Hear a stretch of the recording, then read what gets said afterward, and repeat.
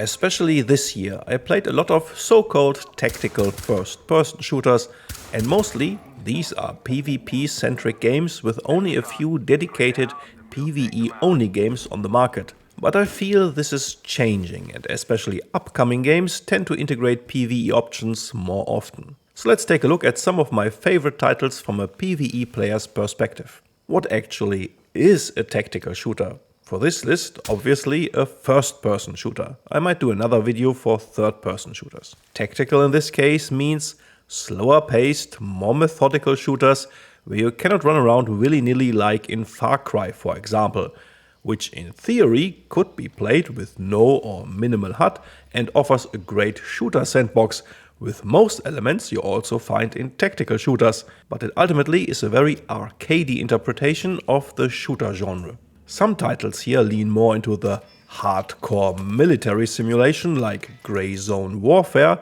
while others offer a more gamified approach like Deadside, for example. So ultimately, my interpretation may vary from yours.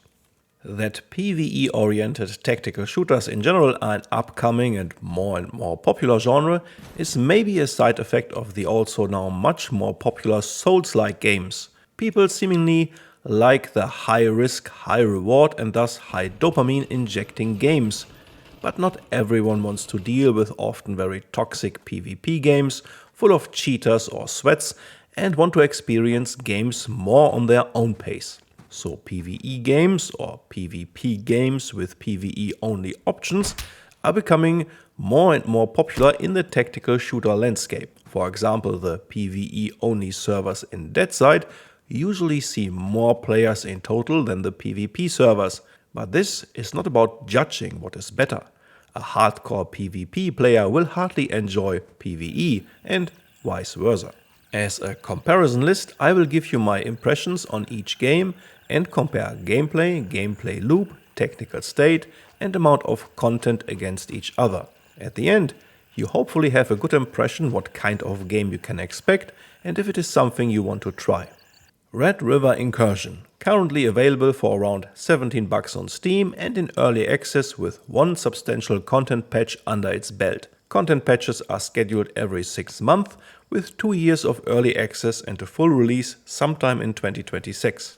It offers single player and co-op and can be played offline. It is a full-out extraction shooter, means you pick one of 2 available maps at the moment, maybe a task for one of the 3 factions, and then roam the map for loot and objectives like placing items, gathering intel, or killing high-value targets. Extract with your loot or lose it all upon death.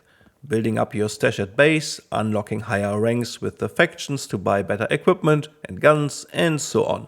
The 100% typical Tarkov formula that Escape from Tarkov made popular. The maps are of decent size but not extremely large, and right now you have maybe 4 to 6 different tasks with randomized locations on where to find or place things. Red River Incursion is certainly light on content at the moment, but also not very expensive and thus offers a fair early access experience for this price point.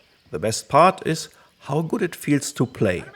Gunplay, movement, enemy AI, which has 3 different difficulty presets and a pretty chunky custom difficulty option, all this feels very good. Audio cues for enemies are a little over-tuned right now, means you always hear if someone is around you before you see them. Enemy footsteps are very loud and they are quite chatty, which makes this a great game to get into the tactical shooter genre. The detailed difficulty options are not very common in this kind of games and you will have no problem identifying enemies before they find you. Time to kill is also tuned nicely. Armor penetration and armor systems in place strike a good balance. On medium difficulty you get maybe 2 seconds to react if the AI sees you first, missing the first shots before becoming very accurate. Constantly peeking around the same corner or choosing an open firefight will get you killed quickly after those first seconds of an encounter. There's a basic medical system in place as well as a full gameplay loop. One downside is the sheer amount of content right now. I would say somewhere between 10, maximum 30 hours then you have seen everything and it gets repetitive.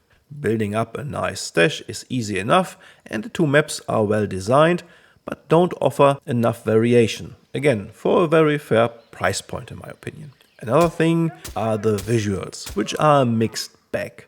Some places look really good, but then some textures, like roads in the jungle, are really ugly and desperately need an upgrade. It is a very unoptimized game. Without upscaler like FSR, it is unplayable for me, and if you activate lumen lighting in the options, my RX 6900 XT constantly hits 100% trying to hit 60 frames per second on a 4040p widescreen display.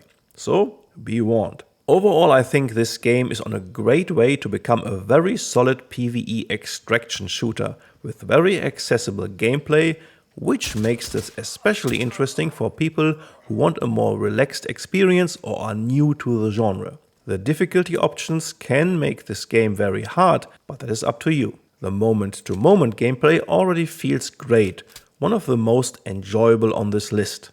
Biggest downsides are the amount of content and the sometimes subpar visuals, while it is overall a good looking game that tries to melt your GPU if you don't adjust the various visual settings. Grey Zone Warfare is a little bit the opposite of Red River Incursion. It is by far the best looking game on this list with a fantastic, seamless open world approach on top. But it is also the game where I enjoy the actual gameplay the least. Let me explain. The game is a $35 multiplayer PvP and PvE online only game with dedicated PvE only servers for single player or co-op gaming. It features a large, absolutely gorgeous open world map and an extraction based gameplay loop. It has one substantial content patch received and will be in early access for at least 2 more years. You venture out into the world, completing tasks, collecting loot and try to make it home in one piece. You lose it all on death, but could, in theory, go to your buddy trying to get it all back. You try to build up a stash, make some money, unlock new trader ranks, again the typical extraction style gameplay loop, but now in a seamless open world with no loading screens. The game right now is more suited for the military and simulation enthusiast or purist, with a lot of emphasis on realistic depiction rather than a more gamified approach. And thus, making it a lot less fun if you want to just play a game, but it is perfect if you are looking for a more intense simulation. You have, for example, no zoom in effect when aiming down sights. Sights like the ACOG are depicted very tiny in comparison to other games, and in general this game constantly wants me to use a magnification glass to really see anything, which is also true for the menus and font sizes. I find it to be very exhausting to play this game because of this. I am aware that this is a much more realistic depiction, but I also want to play a game at the end of the day, and for me personally, it is too much simulation and not enough game to have fun with. The audio also goes into this direction. You have amazing ambient sounds with insects humming, frogs squeaking and helicopters flying around. But you don't hear shit in terms of enemies, unless they are basically right next to you. I am sure this is much closer to reality than in Red River Incursion, for example, but combined with the zoomed out visuals, it makes it a very exhausting game to play. There are no difficulty options, and as a solo player, you will face a challenging game that favors team play and co-op. The game runs now a little better than when it came out, but still is very power hungry. I could only really run it with frame generation enabled, but at least that is an option and works well. It is a game I desperately want to like, because of the setting, the open world approach and the stunning visuals. But right now, I find it too frustrating to play, and the overall Steam mixed reviews at 66% indicate that I'm not the only one who feels this way. For an hardcore military simulation or purist enjoyer, this is your game and the best you will find on this list. The AI still needs a ton of work, but at least in the starter zone I found it now to be much more fair. Sometimes they even act completely brain dead now. But overall, still not easy, especially if you venture out on your own. but the AI in general here is often either brain dead or an absolute super chat, and definitely work in progress. So Grey Zone Warfare for $35 is only worth it if you're looking for a realistic military shooter simulation and can cope with the wonky AI. If you're looking for an accessible game, especially when playing on your own, I would not recommend it right now. If you have friends and play in a group, this might be an interesting option. The difficulty is mainly tuned for a co-op experience. Now let's talk about the game that made tactical extraction shooters popular in the first place, Tarkov. More precisely, single-player Tarkov, the free mod. To play this, you need to buy Escape from Tarkov in the basic version, which is $60 plus regional taxes, and then there is a super easy one-in-all tool you can download to manage the mod, which itself is free. Additional mods then can be installed through a mod manager tool. So why not talk about Escape from Tarkov's PvE mode for an additional 20 coin plus taxes and the mod instead? Well, to be honest, the Escape from Tarkov PvE version is inferior in every aspect, but especially in terms of AI and enemy spawning. So do yourself a favor and only play it if you really need to play co-op with friends. There is a co-op mod available, but I found it to be rather complicated to set up and you need some in-depth knowledge to do so. The game itself is still in an official beta stage since 2017 and aims for a full release soon. You know, the Blizzard trademark soon, which can be anything between a year and half a decade. It offers by far the most content on this list, while also being the most expensive title. It is the extraction shooter with all the gameplay loops this game has made popular. There are plenty of maps in different sizes and quests to keep you busy for an absurd amount of hours with long-term progression goals and character improvements. Love it or hate it, Tarkov defined the genre for a reason. The gunplay and weapon modding are top tier, but not everything is shiny and perfect. The game infamously suffers from using the Unity engine for things it was not built for. The visuals are overall decent, but dated in some areas, with occasional ugly and sharp-angled textures. The positional audio is a thing for itself. While not always bad, it struggles especially with sounds above or below you and straight out bugs out sometimes, where you hear outdoor sounds deep below underground or get some strange sound popping when nothing happens.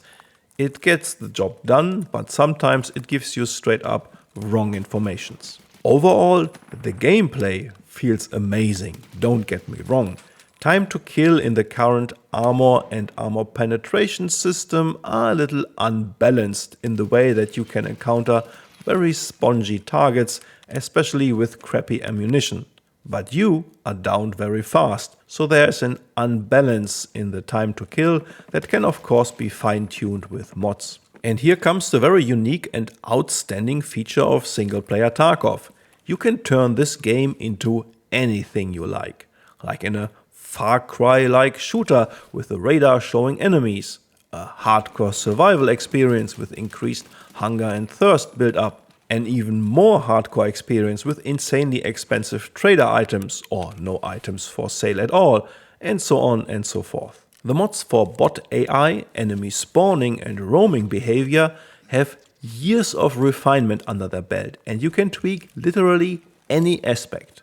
These bots are the closest you can experience to a normal human behavior on the gaming market. Full stop. They will jump push you, work together, have different personalities and so on. You can also adjust their scatter and precision and much more until you find the right balance for you. And while there are hundreds of quests, the game suffers from the years of adding things onto each other. Quests vary a lot in terms of quality and fun to do. The whole key collection system, the sheer amount of items and what they are used for, and the numerous ammunition variations, all can be very confusing, and those systems are in dire need of some cleanup and streamlining. But again, mods can bypass a lot of those problems. So in a nutshell, Single-player Tarkov is great, and the amount of content and the options to customize your experience are unmatched. But you have to deal with some confusing and blown-up systems, the quirks of the Unity engine, and the single-player Tarkov version is usually 2 to 3 months behind the latest big official content patch. Deadside is one of 2 outliers on this list, because it can also be played in third person and is not a strict tactical shooter, but more a blend of Escape from Tarkov and DayZ. The game just reached 1.0 and the full price is $25, right now on sale with a 20% discount. It is an open world scavenging survival shooter mix with very accessible gameplay, which makes this kind of the dead gamer title of this list. With the 1.0 release, the game saw a significant content update, vehicles added, new locations, an economy overhaul for more and better long-term progression, and improved base building. It has dedicated PvE servers and a lot of open private servers with individual settings, like more loot or missions and so on. You basically roam the open world for loot, build up trader rep, maybe build a base, do missions, hunt animals for buffed food, scavenge various points of interests for high tier loot, or try to loot airdrops, helicopter crash sites, or ambush highly guarded convoys. There are no quests, it's an open world sandbox game. It is a great mix with a somewhat simplified gameplay that is especially interesting for the more casual gamers. The world is huge and the visuals are not bad, if a little basic sometimes, but it can be a good looking game. It is not very demanding on your system and you can rent your own server if you want to. While the basic loops and progression systems are all there and fun, the systems are somewhat more simple, like the gun modification for example. It has all it needs, but is also a lot more gamey and straightforward than the more simulation-focused games. The game AI is kinda lackluster and not great to be honest. High-tier missions simply throw tons of enemies at you to compensate for that, so engaging with the AI can get a little boring after a while. But I had great fun with this more relaxed approach, and the blend between a DayZ light and some tactical or extraction-like shooter genes is pretty cool. View it more as a budget and casual alternative to the heavy hitters, and for this purpose it has become a pretty decent game. Road to Vostok is currently available as a free demo that recently saw a content update. Full early access release is scheduled for early 2025. That's why I included it on this list. It's a single player only at the moment with co-op planned for later. The whole development will take 2 to 4 years before a full release. The demo right now features 4 maps, a basic gameplay loop of scavenging, building rep with some traders, try to stock up your stash, and some placeholder quests. Maybe 10 hours of fun before you have seen it all. While the gameplay already feels great and I found it rather accessible, the game dev follows a more hardcore approach with some systems. Traders are spread across different maps. You lose all your gear on death with no chance to loot your body, and entering high tier maps automatically puts you on a permadeath mode where you also lose your stash.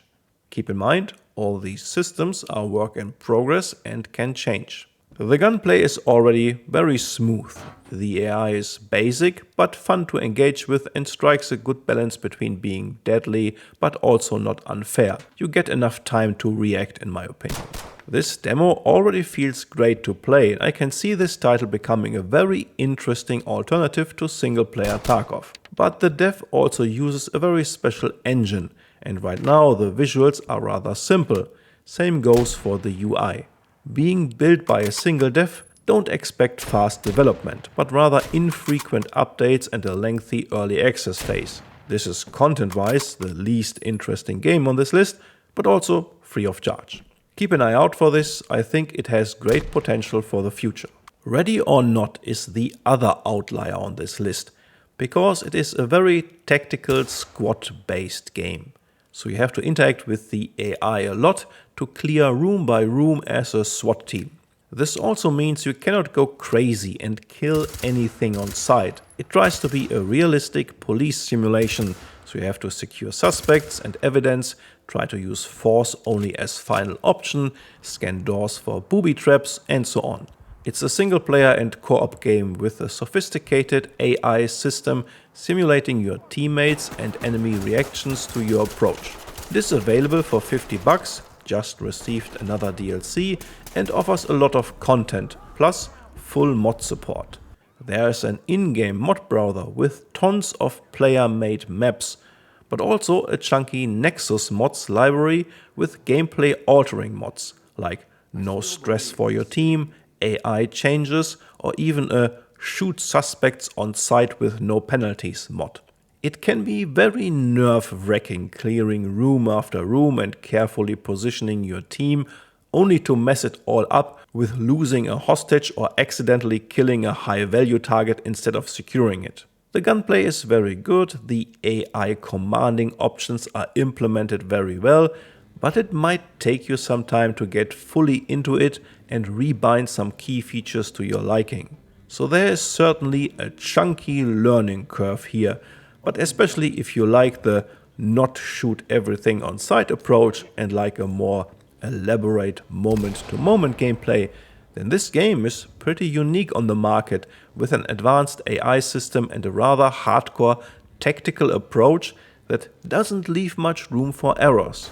Be prepared to replay missions often if you're hunting for a perfect rating. The game is very detailed in terms of equipment and guns, which you can not only set up for yourself in different loadouts, but also for each of your team members.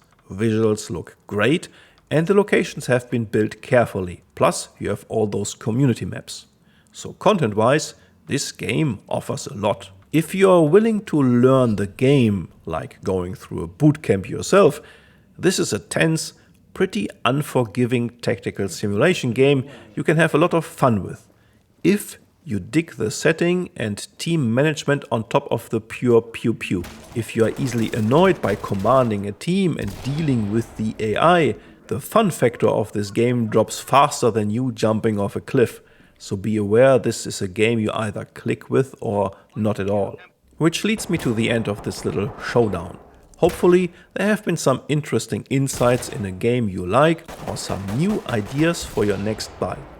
You see, there are offers for every taste, and early access titles like Red River Incursion, Grey Zone Warfare and Road to Vostok indicate we will see pretty cool games in the future. Thank you very much for watching this video to the end, and stay tuned if you like these type of games. For now, this is all. Take good care of yourself and enjoy gunning down your enemies.